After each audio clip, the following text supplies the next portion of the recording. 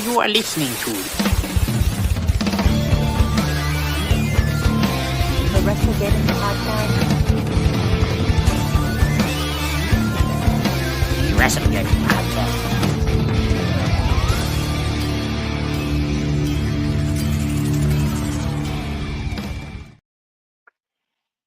What's up, everybody? It is Friday night, and we are back. It is the Wrestledream podcast coming to you live on YouTube, Facebook, and Twitch.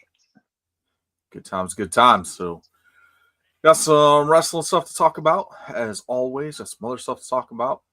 We had Bound for Glory and Crown Jewel last weekend. We got Wrestledream coming up this weekend. So, it does not stop. 24/7 wrestling. We got to call it wrestling. Wrestling. Of course, if you don't know by now, well, now you know. I'm Chris the Heat Matthews, and he's the Tennessee Jesus Carl Carlson.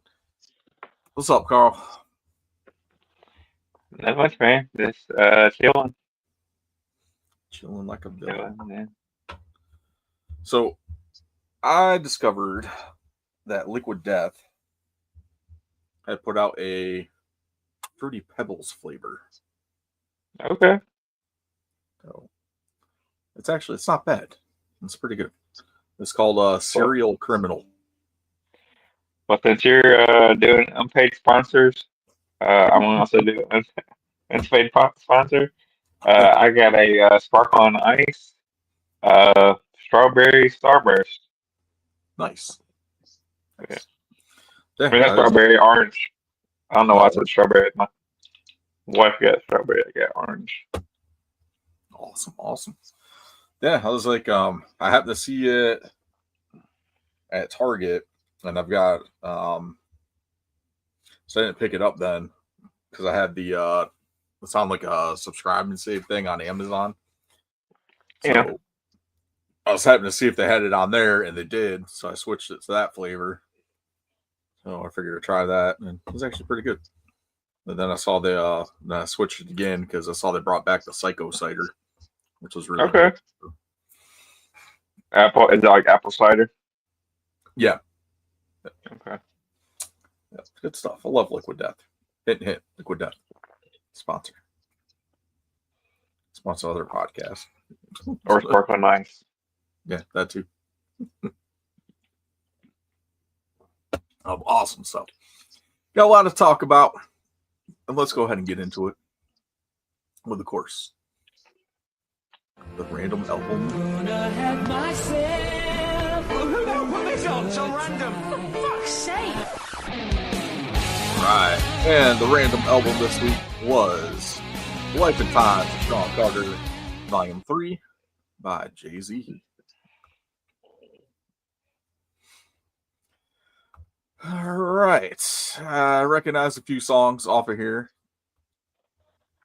I'm glad you did. Yeah, it's not a album that I bought, but Oh, I had this for sure. I had Hard Knock Life. Was it that one? No, this is it. Yeah. You No, put the wrong picture. You put the wrong picture up. Oh, damn it. And that's the first thing that came up when I Googled the damn album cover. Yeah. It's the Life and Times of Sean Carter, Volume 2, A Hard Knock Life. Oh, okay. Yeah, I had that one. No. I got picked on because I had the clean version because my stepmom Target bought it or at Walmart. yeah. It's like, oh, you got the clean version. Loser. Back when Walmart would only sell clean CDs. I like the Hot Boy, like that. I don't know if you had like Hot Boys or Drew Now, any of their albums. Yeah. Because they used to have like the radio edit versions on their album too, like along with the like explicit stuff too. So Oh, like nice. if you was a fan of like Back That Ass Up, what's that Back That Ass Up, you could listen to Back That Ass Up.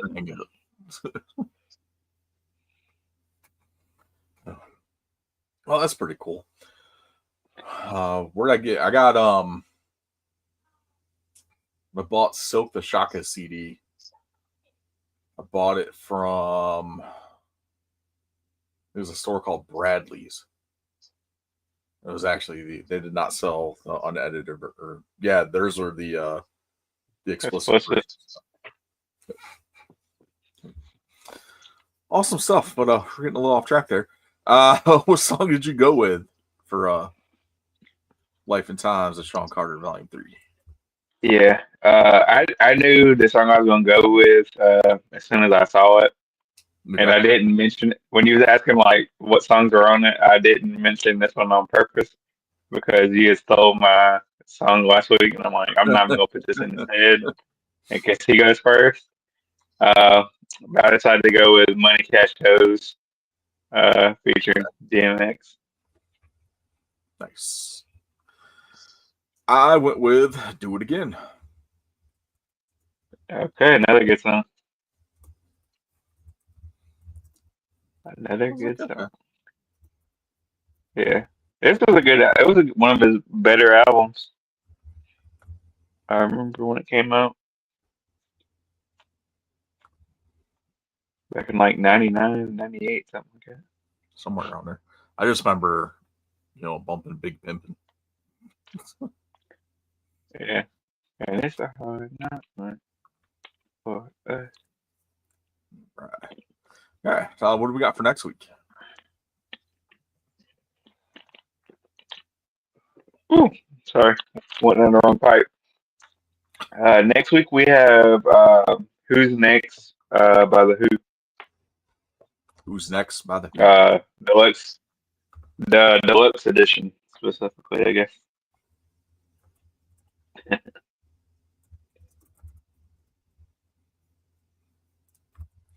All right. Deluxe. I recognize the album cover, so I might know some stuff from here. Oh, that's cool. I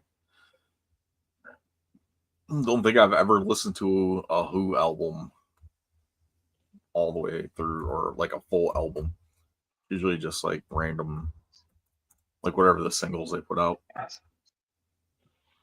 Yeah, but I think my dad had a couple like greatest hits albums or something like that. I remember listening to the first song on the album, Bubba O'Reilly. That's from CSI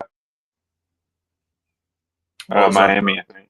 Who are you? No, No. that's the original. This one's the. I think it's the CSI Miami Oh, okay. theme. The Teenage Wasteland. The Teenage Wasteland. I don't think I've heard that one. I've heard covers of Behind Blue Eyes. You know it when you hear it. You know it when you hear it. Let me swap I think my kids might. Okay.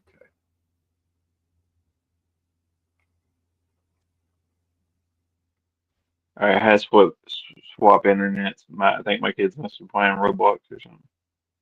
Kind of broke up on me. You know what, Raleigh? Probably if I hear it. Man, I've heard covers of Behind Blue Eyes.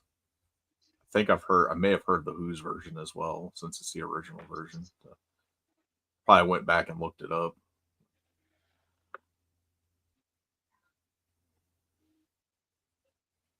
Like the unfortunate thing, the first time I heard Behind Blue Eyes was the Limp Bizkit version. For I think it was like Gothica or something like that. Yeah, it was on Gothica and it was on one of their albums. Freaking album was it? It was the one that had I think it was hot dog, chocolate starfish, and hot dog flavored water. Was it? I think so.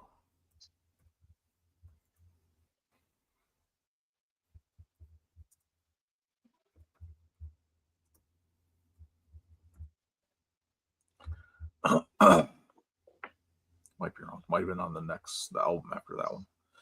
Results may vary. That's what it was. They have My Generation Live on there. You should know that. I know My Generation. People try to put us there. This one has probably one of my favorite Limp Bizkit songs, which is Eat You Alive.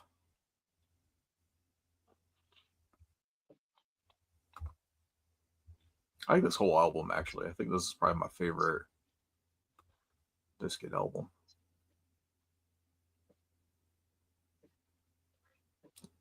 Okay. Anywho, speaking of the Who, next week, Who's Next Deluxe Edition by the Who. This week was, of course, The Life and Times of Sean Carter, Volume 3. Good stuff. I thought you was asking me a question. I was like, I'm gonna say the Who. And you like, who's next? And I was like, the Who, Chris. The Who's next? What's the Who? The Who's next? Who's on first? It reminds me of the Animaniacs episode where Slappy and Skippy go to Woodstock, and they do that whole thing where Slappy's like talking to her nephew. Who's the band on stage? Yeah. No, Skippy. Who is the band on stage? Yeah. Who? No, Skippy. The name of the band that is playing on stage. Who? Yes, the name of the band. Who is the band? Oh, that was awesome. I love Animaniacs.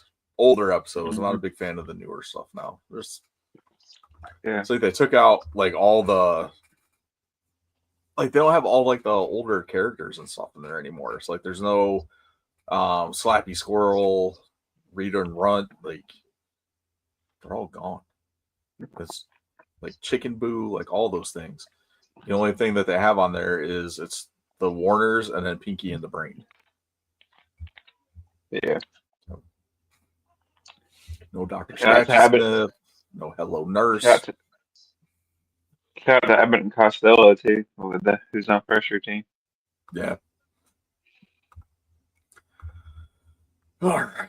Good stuff there. Let's go ahead and hop over to you. What instant replay?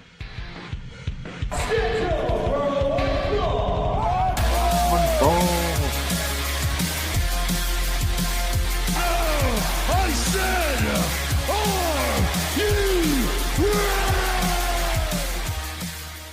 All right, let's get into this week. I got a couple news things here.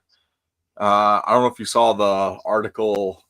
This actually happened on October 2nd, but it didn't really break until last week. Then it became like a big thing.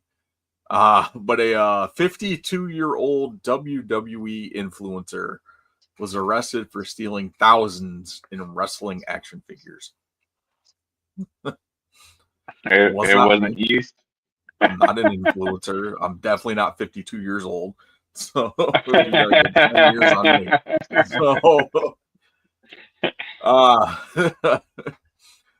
No, so stolen figures, possibility. 52-year-old WWE figure YouTuber. This article is so funny. And his tag team partner were arrested after the pair allegedly stole over $1,000 in wrestling action figures. This tag team partner, I guess, is his wife or girlfriend, who is 36 years old. Okay. They went ham on this stuff. So they got nailed for, apparently $1,000 worth of figures, which honestly, you look at figures of $20 a piece. So that's like what, 5 figures? Maybe no. 20 times 5. That's 100. 10 figures. I don't know. Somewhere around there. Probably about 100 figures. Yeah. Something like that. But My math ain't mathing tonight. You'll have to excuse me. That's wasn't one of my strong subjects. But at like $20 to $25 a figure, and got nailed for stealing $1,000 worth of figure. The officers actually raided their house and found hundreds of stolen figures, and a bunch of other stuff from like Targets and Walmarts. It's just really bad.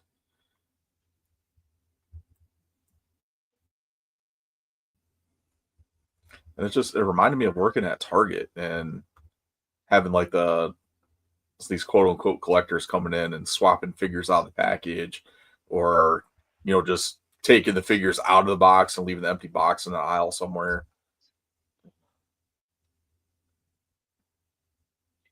Yeah, it's crazy. Oh yeah, felony charges for action figure theft. Imagine going to jail. Yeah. And like, oh, what'd you get arrested for? Oh, I stole over $1,000 of wrestling action figures. Yeah, you have to make something else up, like I stabbed a guy. Yeah. I stole that many action figures by robbing a guy at gunpoint. Broke into somebody's house and stole their collectibles.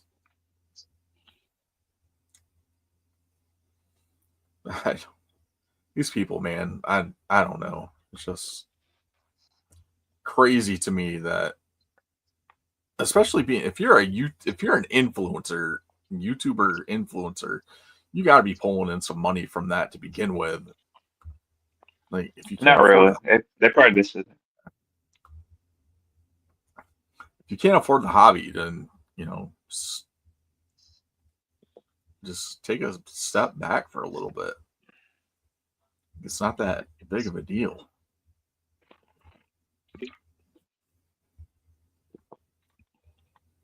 We had a pretty impressive collection of stolen items, though. My opinion is the opposite of Chris. Fuck it, man. You only live once. You don't have enough money to fucking buy action figures. You don't have the money. You don't mind going to jail. Go still use some action figures from Walmart. Absolutely.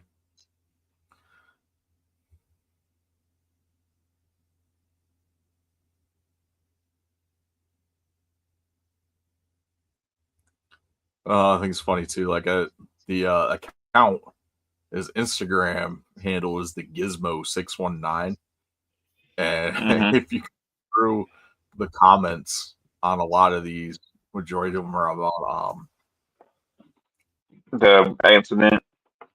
Yeah, that's funny.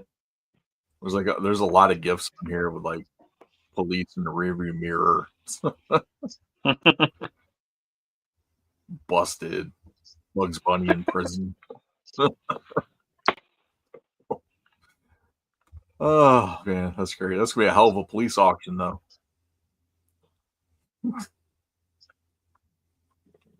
I'm just glad it came from Target and Walmart as far as the theft goes. I'm not saying like theft is good, but at least their stuff is covered, like insurance wise, and it's not a small business.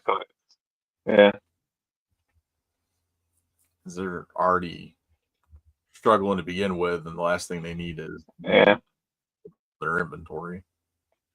The only other thing that would be acceptable besides Target or Walmart would be like one of those like merch stands at like a independent show where it's like a dude like trying to overprice action figures of the people that are there to make money off the side.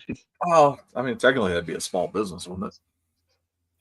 I mean, yeah, technically it's a small business, but there's the difference between like somebody that has like their own shop and then like the guy that's at the show fucking upcharging action figures of the people that are there.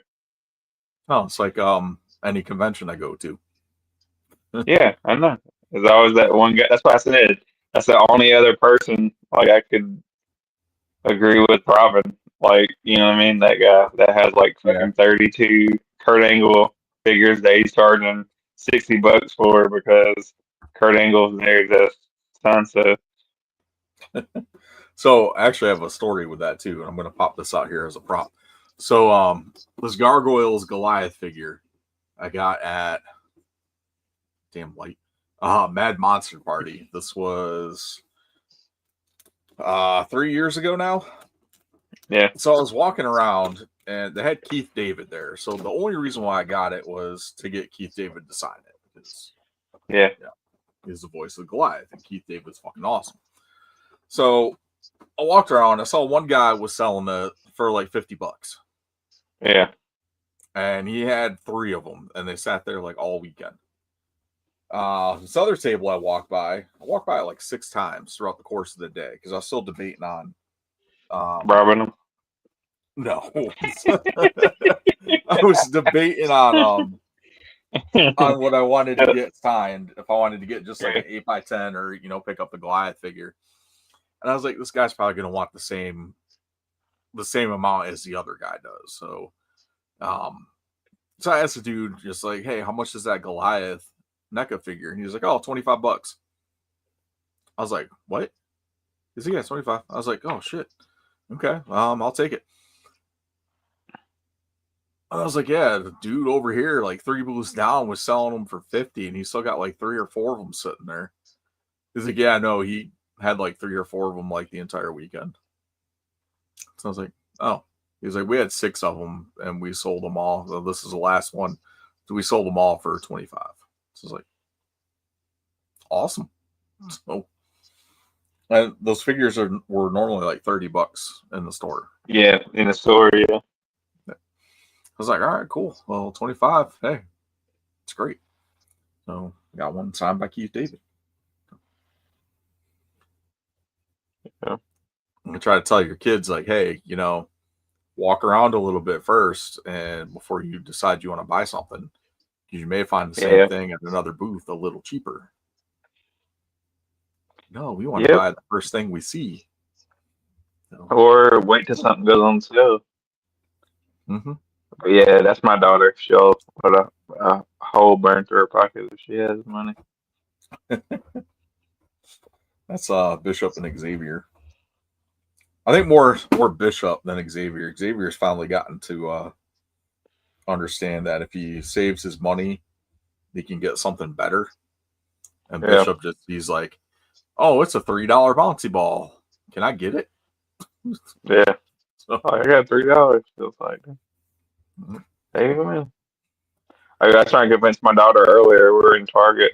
Like, hey, if you just hold off a few more weeks, it'll be Black Friday and get what you want on sale.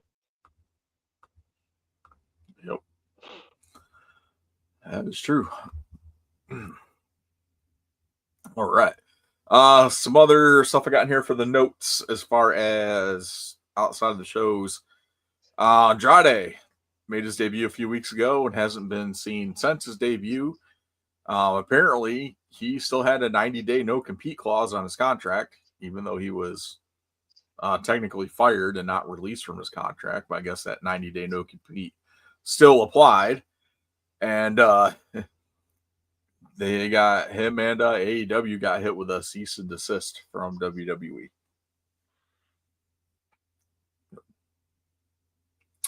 It's like, all right.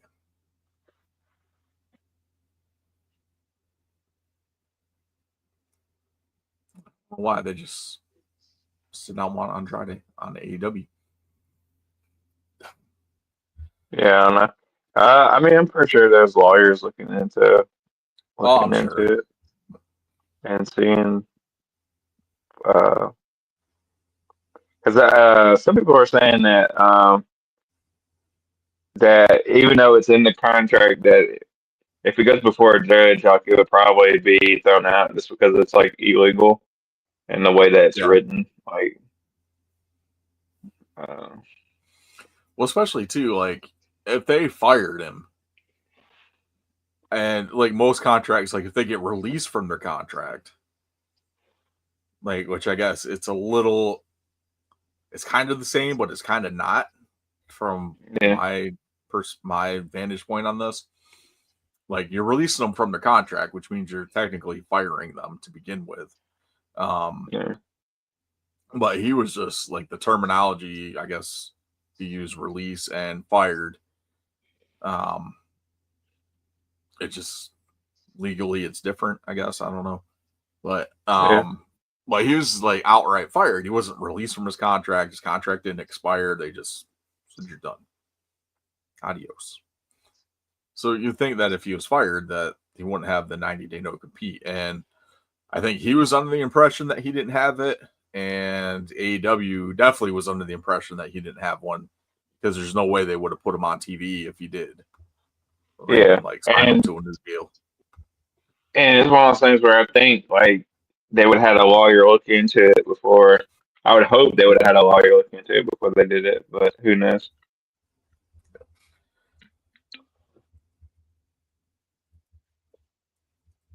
Right. So here's that. I think that's the bulk of the news stuff that I had this week. Those two things. I don't think there's really anything else.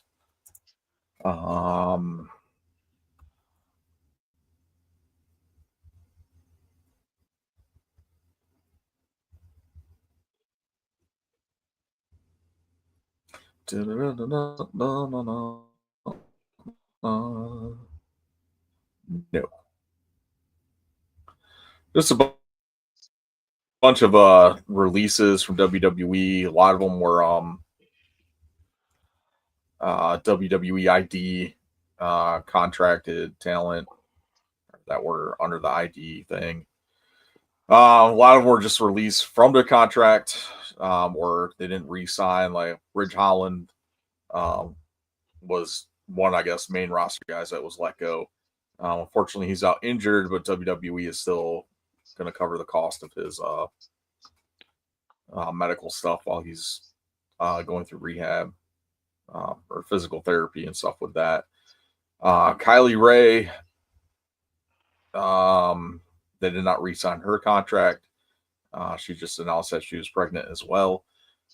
I don't want to sound like a dick, but when it comes to Kylie Ray, it seems like every time she gets somewhere in wrestling, gets put on TV or something like that, something happens and she's gone for like a couple years and then resurfaces again and goes through the whole cycle again. So remember, she had that pretty big run in NWA, and then something, I can't remember exactly what happened there, but then she was gone for a little bit and then showed up on an AEW, and then she had like a mental breakdown and asked to be released from her contract at AEW, and she disappeared for a couple years and then came back. I think she was NXT there for a little bit, and then something happened again and she had to leave again, or she retired or something. I don't know. It's just weird.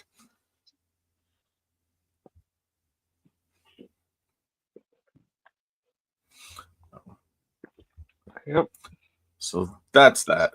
Let's get into Crown Jewel.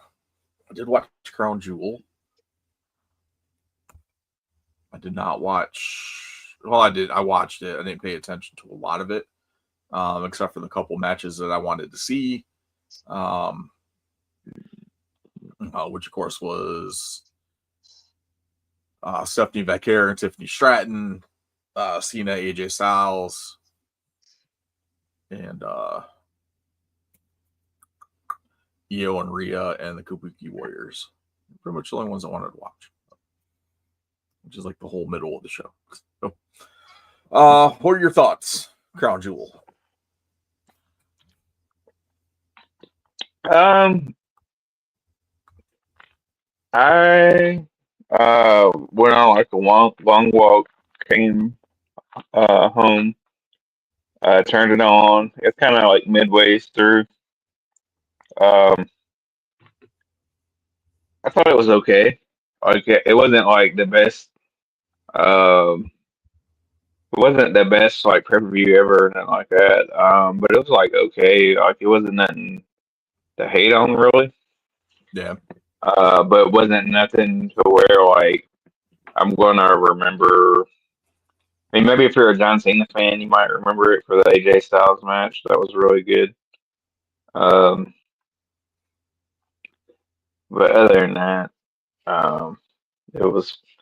I mean, Seth Rollins and Cody were pretty good, but it was like probably the least best match out of their series of matches. But it was still a good match. Yeah. I think the only thing I didn't really pay a whole lot of attention to Reed and Roman. But Stephanie Yeah, Becker and Tiffany Stratton was probably my favorite match on here. Cena and Styles was really good. I enjoyed that one. Even though it ended up with the last like 10 minutes of the match with them just trading other people's finishers back and forth. It's yeah, kind of pretty good. Pop every time they did one. Io and Ripley versus Kabuki Warriors was good. I enjoyed that one. And like I said, Seth and Cody was good, but it wasn't like their best outing out of the matches that they've had, but it was still pretty good. It's kind of I really honestly thought that they were going to give Tiffany Stratton the win on that one, but I was very surprised to see Becker pick up the win on it. I wasn't surprised. I wasn't surprised at all.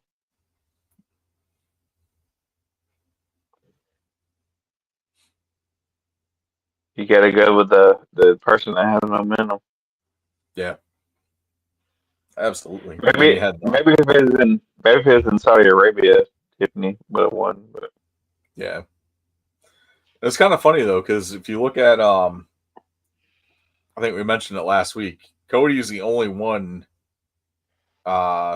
in the Crown Jewel Championship match that was excuse me, was in it the previous year. yeah, With Liv Morgan being out injured.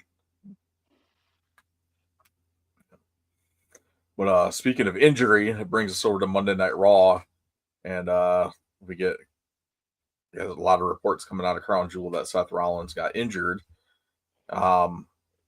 Then we see like the biggest moment of the night on Raw was the Vision, yeah, Braun Breaker and Bronson Reed decimating Seth Rollins.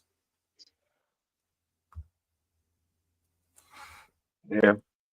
Which could be that he could be injured, and that was a way to keep them relevant until he Yeah, gets back.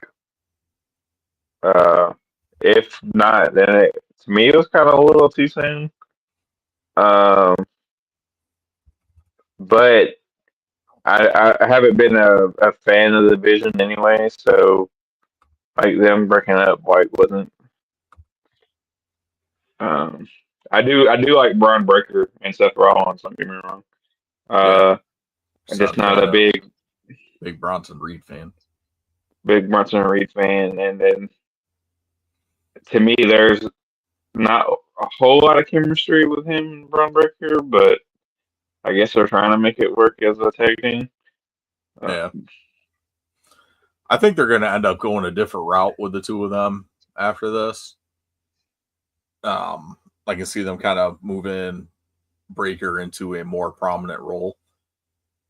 yeah, And that kind of leaves questions too, like where CM Punk wins this triple threat match to face Rollins. And then, we get Rollins taken out by Breaker and Reed. It's like, where do we go from here?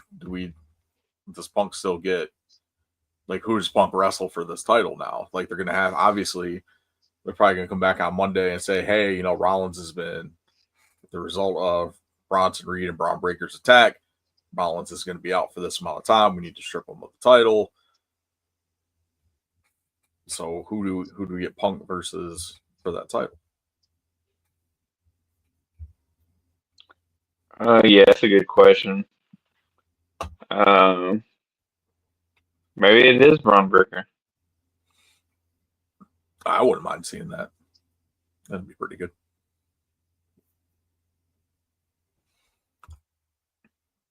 I quite enjoy that. That was really like some of the biggest stuff that came out of Raw this week. We're going to circle back here to Sunday for TNA's Bound for Glory. I did not get a chance to watch this. I only saw a couple clips, which was mainly the end of the tables match with the Hardys and the Dudleys, with the Dudleys giving the Hardys their boots, signifying that, hey, we're done, we're retiring. So, Yeah. but I heard a lot about this match, and a lot of people seem to have liked it. Yeah, it was good for what it was. It was kind of like a it's like nostalgia. You know what I mean? Like if you grew up on the Hardy Boys and Dudleys, you would have loved it. Yeah. If you didn't, you may think the match was maybe a little mid, maybe. I don't know. But that's the only match I watched of the pay-per-view. Just 'cause I wanted to see it. I didn't watch it live. I watched it after the fact. But it was still good, even though I knew the ending. So Yeah. Okay. Pretty good match from what I've heard. We'll run through the results here real quick. Pre-show saw the Inspiration defend the TNA Knockouts World Tag Team Championship against the Elegance brand. Steve Macklin defeated Frankie Kazarian in the TNA International Championship. Tessa Blanchard defeated Gia Miller. Frankie Kazarian and Nick Nemeth co-won the Intergender Call Your Shot Gauntlet by pinning each other. Kalani Jordan retains against Indy Hartwell. The System defeated Order 4 in the 10-person Intergender Hardcore War. Leon Slater and Javon Evans ended in a no contest. That's for the X Division Championship. Obviously, we talked about the Hardys defeated the Dudley Boys. And I called this last week before the pay-per-view. Mike Santana defeats Trick Williams to regain or to win the TNA World Championship and return it back to TNA. yeah, And I'm sure that crowd went apeshit. yeah, I'm pretty sure they did. What they say attendance wise for this, I guess it was close to 7,000, That's not bad. which has been like one of the highest gates and or highest attendance for TNA in a long time. Yeah, I guess some people were kind of like calling them out for it or something like that, or trying to dog them on that attendance and be like, yeah, half of it was probably given away for free. But like Moose is like, hey, it doesn't matter. Like there's still 7,000 people in attendance for this, and we sat here and busted our asses in Orlando, giving away tickets for free in front of like maybe 200 people tops. So yeah.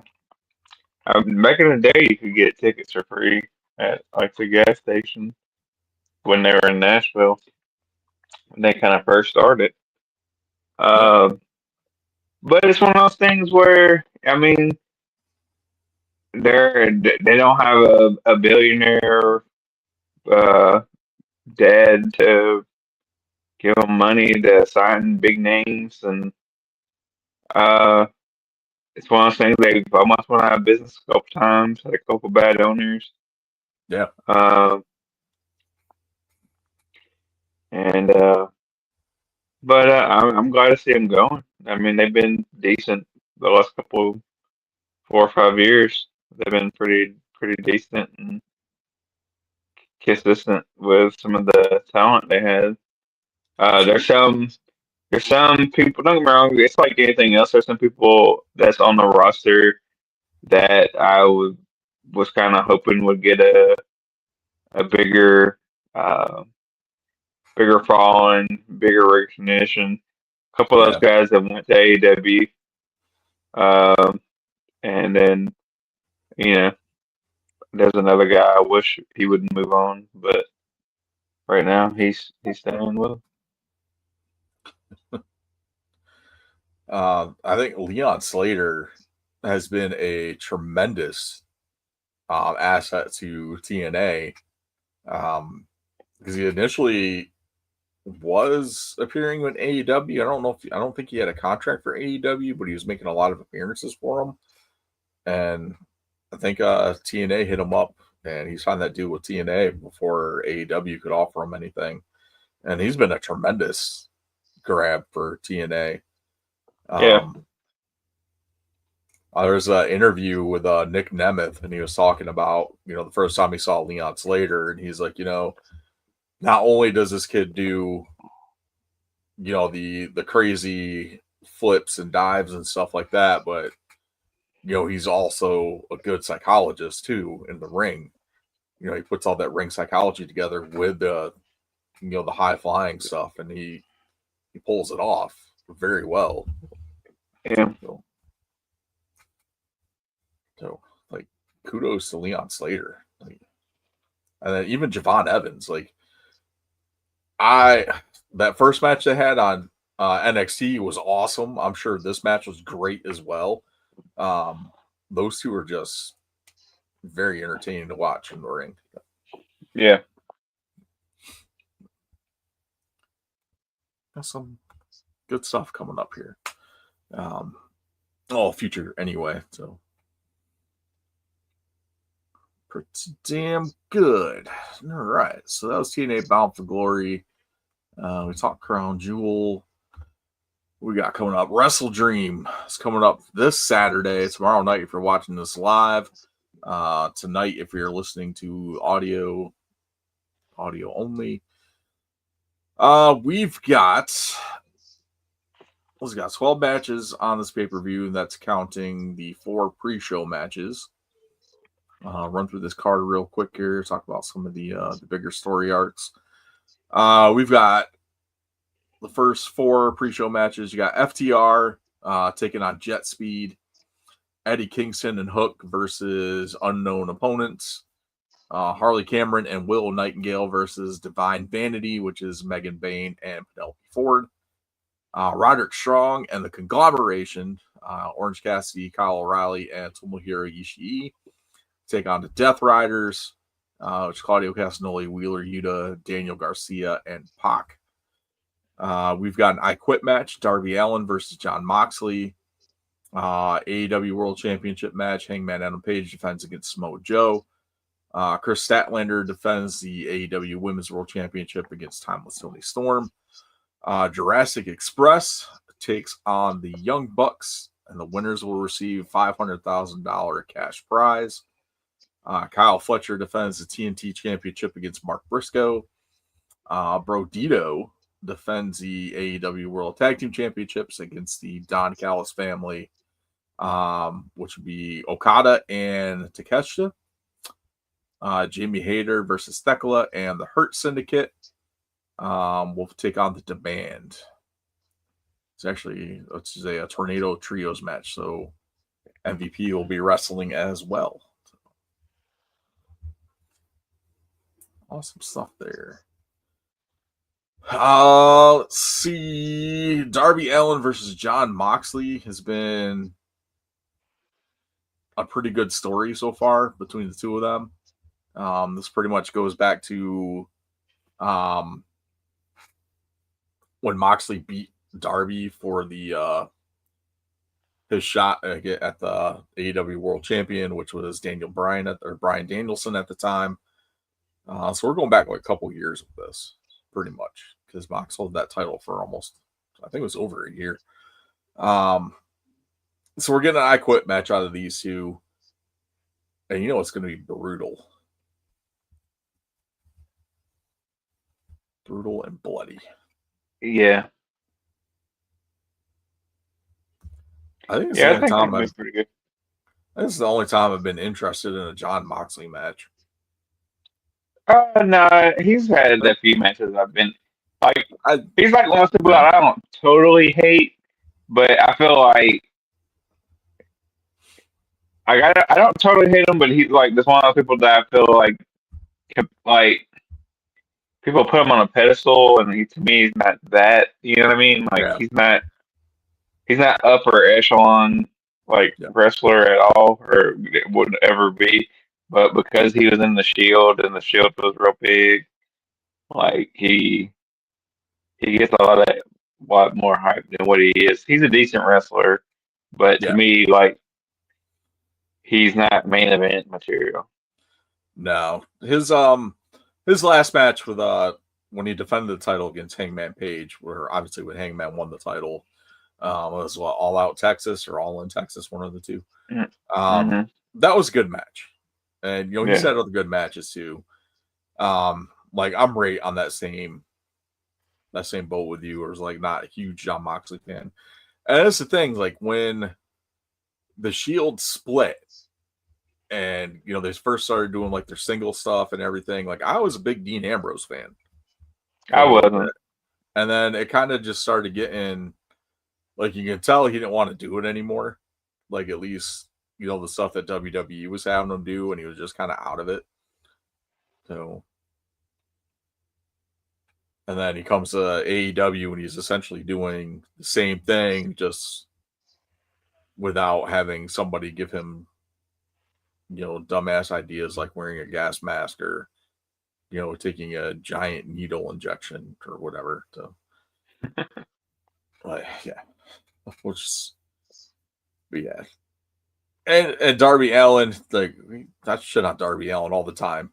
When AEW first started, was not a big Darby Allin fan, but he has definitely won me over in that aspect. So his Goddamn Darby Allin the goddamn Darby Allin. So with his sister's and legging, his sister's shorts and leggings. So Skater Boy. What I forgot what that guy was. Skater Boy 76 or something. 89.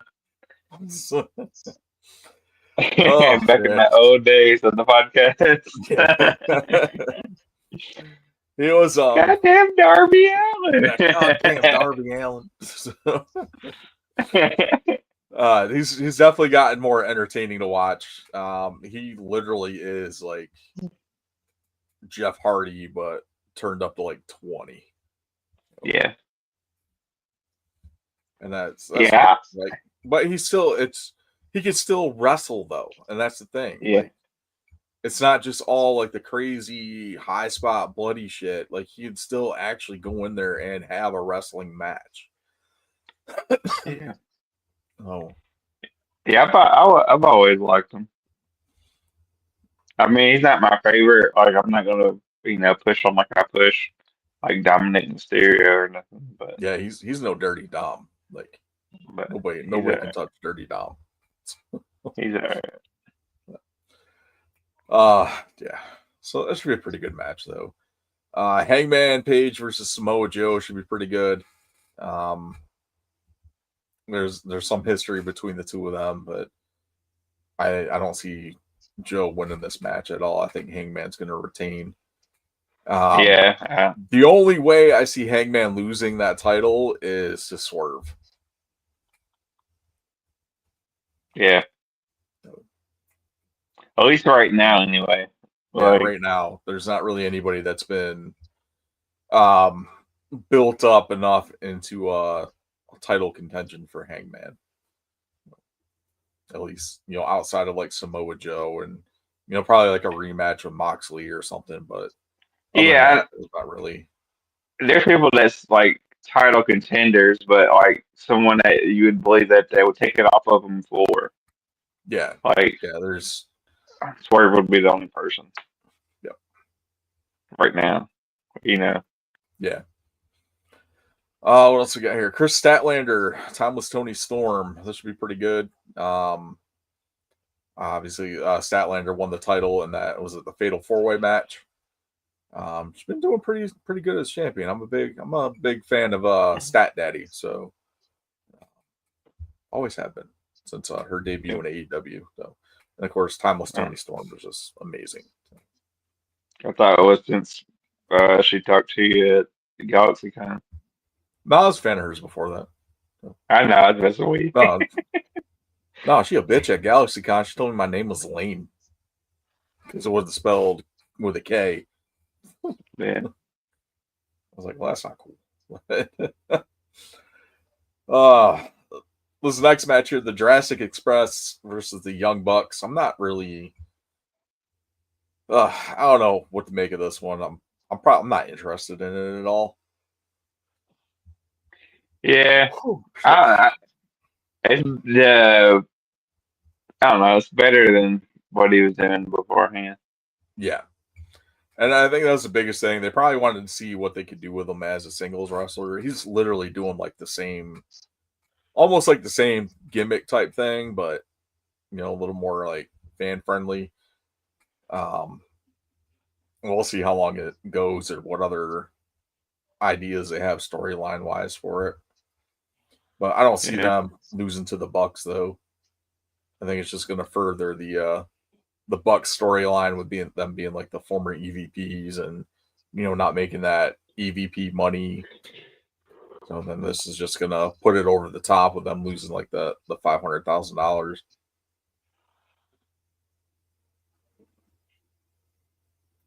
Yeah. Kyle Fletcher versus Mark Briscoe for the TNT Championship. This match will probably be pretty good. Kyle Fletcher's awesome. Mark Briscoe is awesome. Low-key, probably match of the night, maybe. Probably. Are pretty damn or very close contender for it. This one might be up there too. Brodito taking on Okada and Takeshita for the World Tag Team Championship. I'm sure that one's going to be, as JR would say, a slobber knocker. Slobber knocker.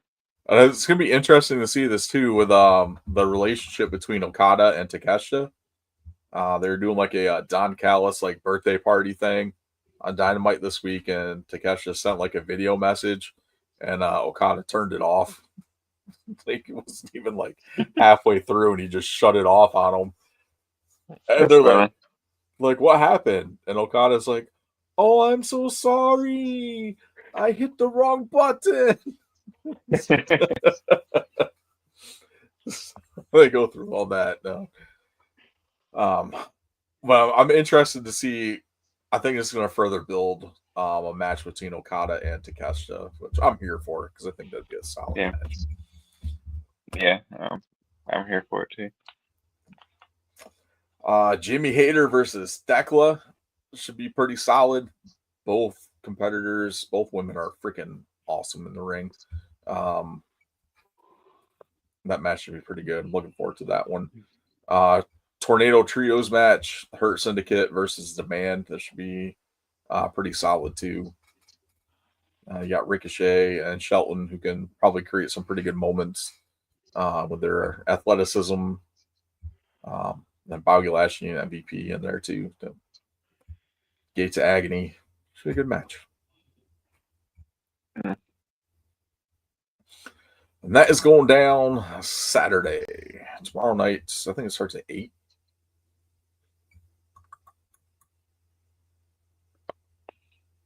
Does not say on here, but I'm pretty sure it's 8.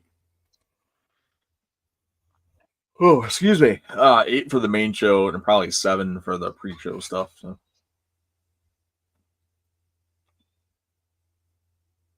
Yeah. Yeah, it does. At least it's on a Saturday, not a Sunday. That's the big thing. Yeah.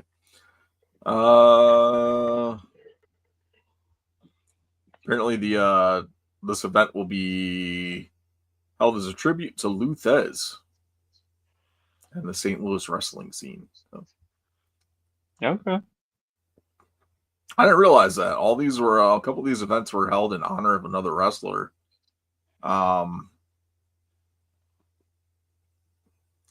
The first one in 2023 was held in honor of Antonio Inoki.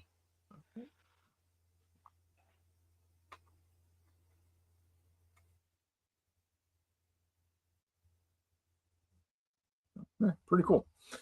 Yeah. All right. What else I got? That's pretty much all I've got for wrestling talk, at least that stuff. That's going to bring us over to.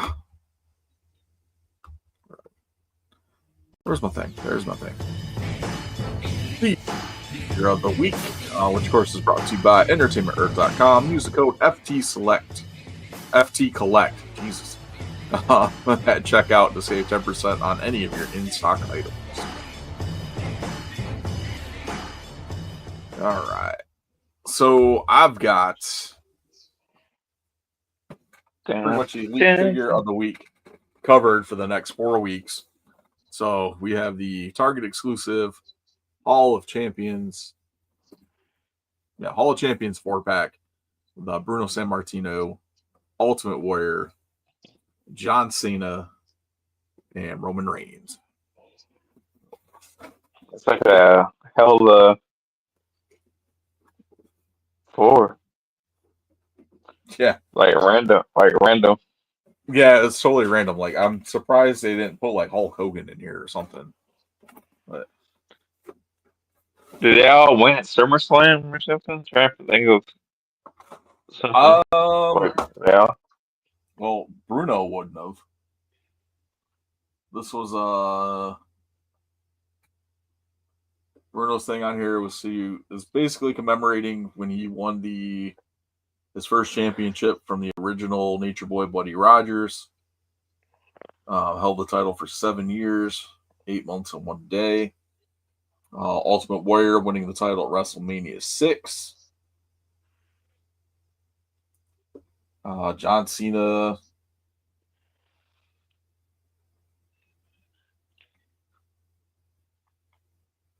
Doesn't say when he won that title.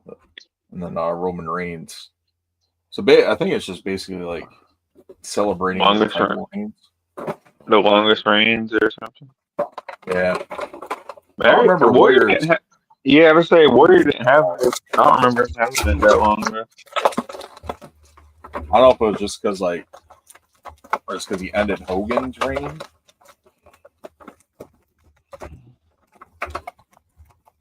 Could be. I don't know.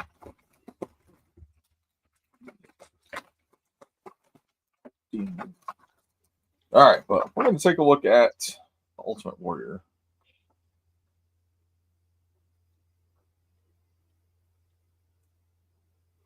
If I can just boot console game off. See how he compares to last week's Ultimate Warrior. Oh yeah, I forgot we did that one last week. The biggest reason why I want to look at this one, I had this figure in a basic, which I should have grabbed that too, but basically kind of stoked to get this in Elite because it is the let's take the title belt off here. This is the ring gear that he has on in the WrestleFest game. Yeah. So I have pretty much everyone that was in that game. I lost this tassel again. Okay. Pretty much everyone in that game in their gear from the game. The only one I don't have is Mr. Perfect. Like in that gear. Like I have a couple Mr. Perfect figures, but not the exact gear from the game. Which I think the next Legends figure coming out, the Kurt Hennig figure has that same gear. But I think they did a really good job in this one. The face scan's pretty cool. They got a nice little hot dog tan. So real simple. Real simple ring attire. It's just the green trunks with the purple wire symbol. That's like just the classic Warrior, man. Like when you close your eyes and think about Ultimate Warrior, that's the one you see. Mine's the WrestleMania 6 one with the Warrior logo on the chest and the orange. I just I don't know why you'd close your eyes and think about Warrior. That's my definitive Warrior is that one. If he was, it's the green tie. To me, it's the green tie. To me, it's the green tights for that's the Ultimate Warrior I see when I close my eyes and think about Close him. your eyes and think of the Ultimate Warrior. Yeah, before I go to way to paradise. I will say the basic though, like this is a pretty good head scan, but the basic has the yelling scan, which I think looks better than this. But the skin tone is lighter on the basic, or else I would totally swap the heads on these. But here's a question for you. I don't know if they have it or not. Do any of them have like a switchable head with like a head with like the face paint like halfway sweated off, or like all the way sweated off, like he's in the match? They did that. The first one they did was the first Ultimate Edition Ultimate Warrior. As the modeled after his Halloween Havoc look, WCW. And they had like the face paint like partially gone on his face. And then they redid the WrestleMania 6 one in an Ultimate, and one of the head scans has no face paint on it at all. Okay. So, I think because by the end of that match, he had no face paint left. Yeah, like pretty much like the sweated symbol up on his chest was like gone too. So. Yeah, but there's a few of them out there. I think they did it with a Sting too. That there's a WWE Sting figure that's missing paint, and I know there's one of the AEW ones. Actually, the Target exclusive one from his match in Greensboro's retirement match has like some of the paint missing from his face too. Yeah, it's pretty cool. So that's the Ultimate Warrior. It does come with the winged eagle. So. Yeah, I like that belt. They did a really good job on these belts. But I'm stoked to get that, swap out that basic for this Elite in my WrestleFest display. Now I just need that Kurt Hennig, Mr. Perfect, and I'm good. No. I think Earthquake's... Is Earthquake in that game? Yeah, Earthquake's in that game. I think his ring attire is a little different than the figure, but it's like the closest to it. So. All right. Awesome stuff there. So that's the Elite figure of the week, and that's going to bring us to No Holds.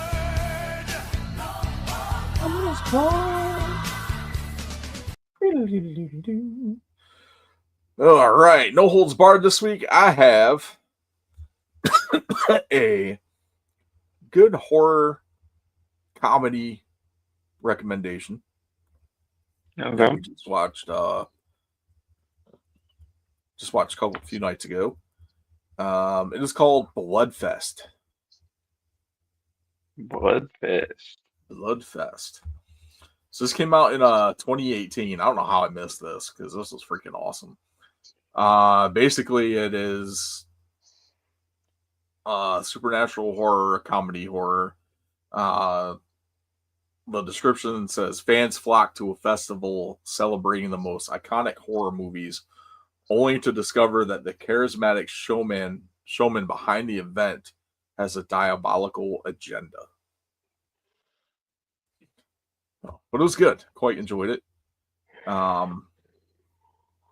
It's got the Jacob Batalon, who plays Ned in the Spider-Man movies, the new ones. So it was pretty good. Okay. I have to check it out. Found that on... We're streaming on Prime. Okay. I'm not sure if it's streaming anywhere else, but that's where I watched it at. That's Bloodfest. Blood Dude, I watched that Exorcist 2 last weekend. I realized like how it's like, man, this sucks. I know I never went back and watched it like after I watched it the first time. I don't even remember watching that one. Yeah, it's Honestly, bad. I probably didn't. It's not worth watching really. It's not scary at all. And then the story's kind of stupid too. Premise. Oh, Oh my God. the heretic. Yeah.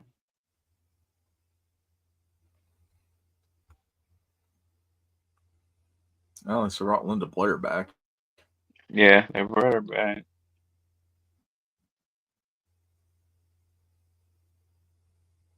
Hmm. Yeah, I didn't see that one. Definitely did not watch that one.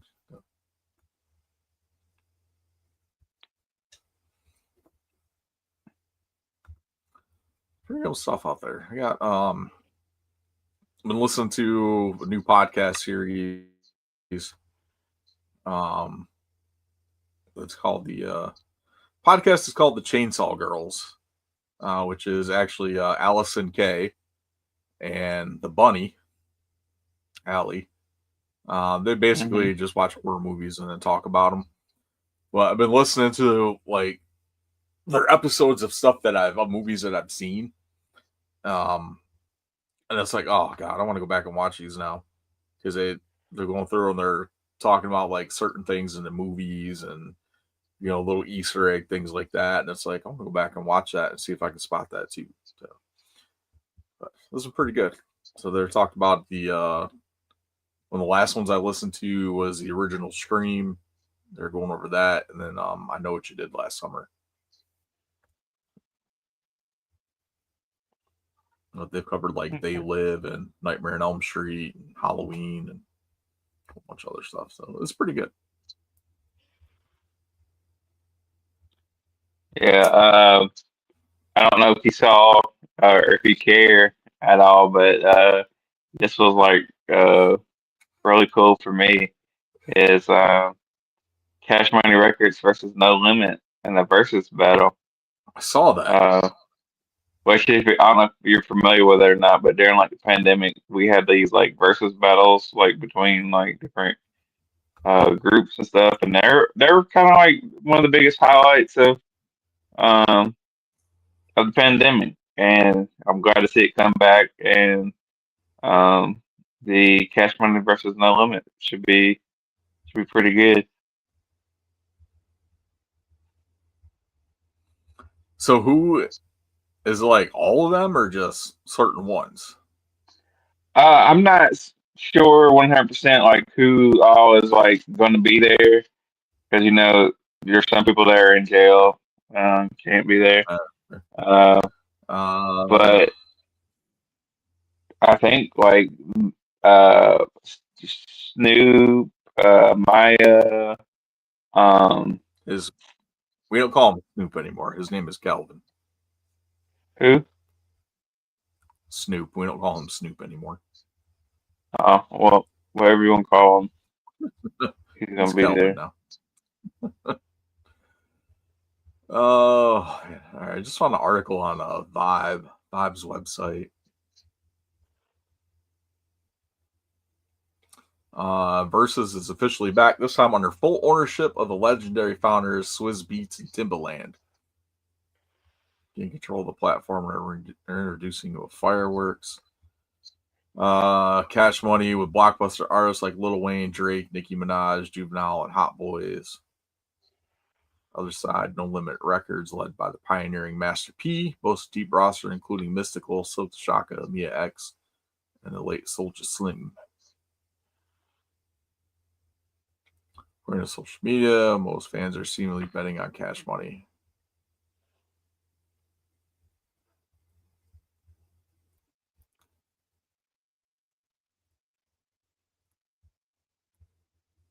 They should get a Rey Mysterio and Conan.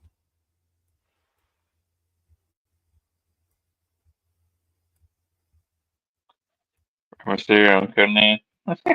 Yep. That'd be hilarious. That would be hilarious. Have them show up. Honestly, something if you have like some of the heavy hitters, some Cash Money, like Lil Wayne, and Yeah. them show up. Yeah. The only people.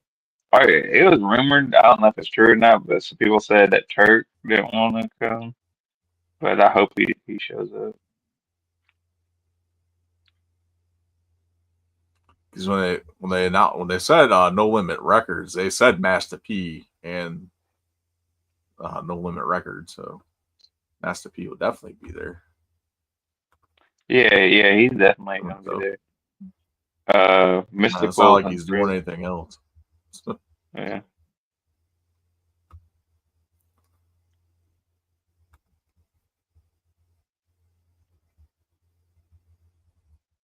Yeah. That's I thought right. it was weird that they were doing it in Las Vegas and not New Orleans, but I guess maybe they thought that New Orleans couldn't handle it. Be too many fights or something. Will take place at Complex Con. What is that? Make them say, no, no.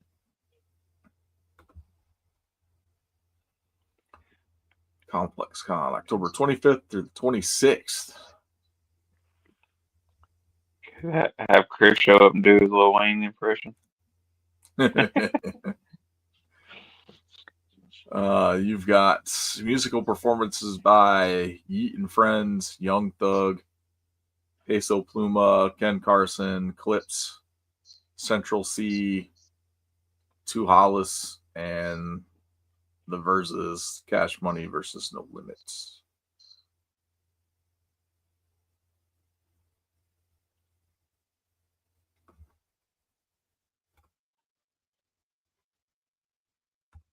That's pretty cool.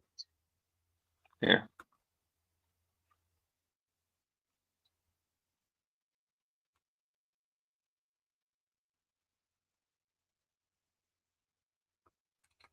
Awesome stuff there. So that should be pretty interesting. I'm sure that's gonna videos of that versus is gonna be all over the damn place that weekend. Yeah, I mean it already is like a thing on TikTok where people have like videos of like stuff posted of like who they think's gonna win and their songs and how they're gonna be dancing when it comes on. But it's just for me, it's nostalgia. Um, Yeah. I was a young lad around those times and enjoyed it. Listened to both record labels and it's a slice of American pie.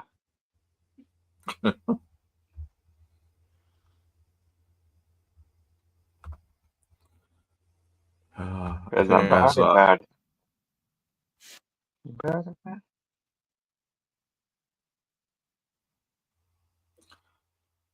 listen to not Cash Money, No Limit more than Cash Money. it. I listen to a lot of Cash Money. Uh, Hot Boys. What you need, boy? I need a hot girl. What you want, boy? I want a hot girl. Or give me a project, chick. Give me a grant. I like the Cash Money because like a cool thing they always did with like a lot of their albums is um like a verse, like somebody would say something in the verse, and then it would be a hook or a chorus on like another song on like the next album. Yeah.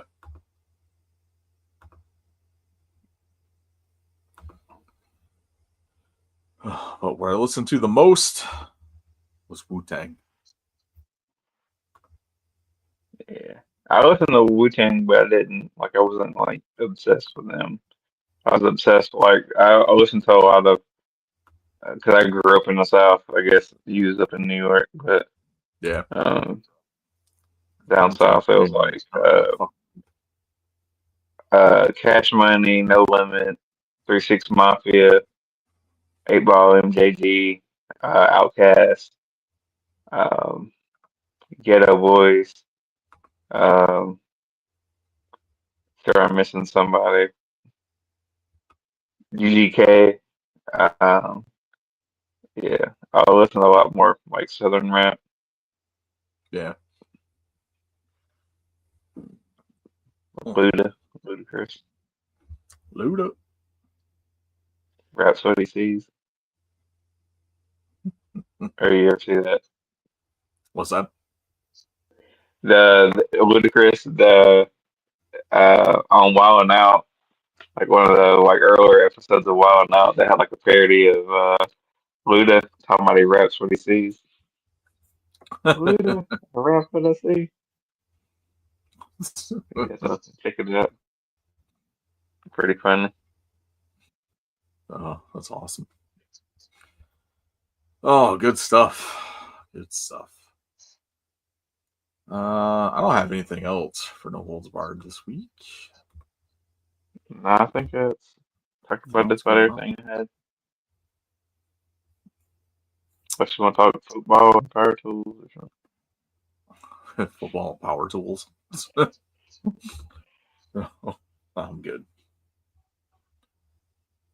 People ask me for help while I'm working. And it's like, I don't work here.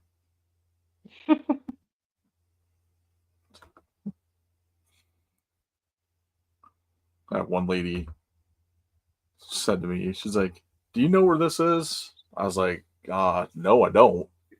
She's like, well, you're supposed to know where everything is. I was like, well, I don't. So I don't know what to tell No. you. And, I mean, that's not even true of Lowe's. Like, they have departments, and most of the time they need stuff in their department, but they're not going to know the whole store. Yeah. It's like, go find someone in a blue vest. Not me. I don't even have anything on me that says Lowe's. Yeah.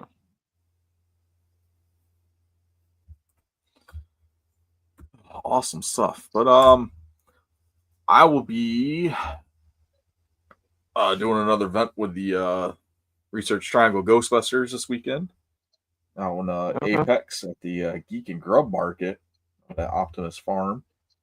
So you guys got nothing going on, come check it out. Bunch of about 40 vendors with geeky stuff, Halloween themed stuff.